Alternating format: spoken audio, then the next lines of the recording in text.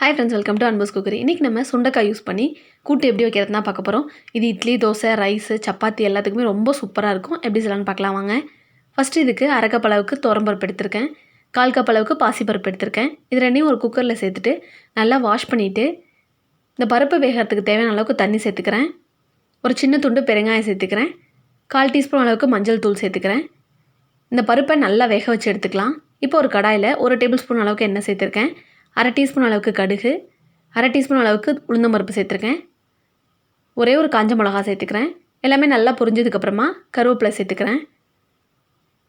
இப்போ நான் சின்ன வெங்காயம் நல்லா பொடியாக நறுக்கி வச்சுருக்கேன், அதையும் சேர்த்துக்கிறேன். வெங்காயத்தை கண்ணாடி பதம் அளவுக்கு வதக்கினா போதும், ரொம்ப வதக்கணுன்ற அவசியம் கிடையாது. இப்போ வெங்காயம் வதங்கினதுக்கப்புறமா 2 தக்காளி சேர்த்துக்கிறேன். இதுக்கு புளிப்புக்கு நமக்கு தக்காளி மட்டும்தான், அதனால் உங்கள் டேஸ்ட்டுக்கு தகுந்தபடி சேர்த்துக்கோங்க. தக்காளி நல்லா மேஷ் ஆகிற அளவுக்கு வதக்கிக்கலாம். இப்போ நான் சுண்டைக்காவை நல்லா வாஷ் பண்ணிவிட்டு நடுவில் மட்டும் லைட்டாக ஸ்ப்ளிட் பண்ணி வச்சுருக்கேன்.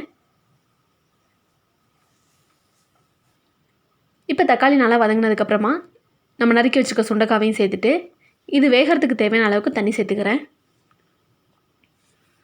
இப்போ 1/4 டீஸ்பூன் அளவுக்கு மஞ்சள் தூள், 1/2 டீஸ்பூன் அளவுக்கு மிளகாய் தூள் சேர்த்துக்கிறேன். 1 டேபிள் ஸ்பூன் அளவுக்கு சாம்பார் பவுடர் சேர்த்துக்கிறேன். இப்போ இதுக்கு தேவையான அளவுக்கு உப்பு சேர்த்துக்கலாம். இது ஒரு மூடி போட்டு நல்லா வேக வச்சிடலாம். இப்போ காய் வேகிறதுக்குள்ளே நம்ம ஒரு மசாலா அரைச்சிடலாம். 1/4 கப் அளவுக்கு தேங்காய் எடுத்திருக்கேன், 1/2 டீஸ்பூன் அளவுக்கு ஜீரகம் எடுத்திருக்கேன்.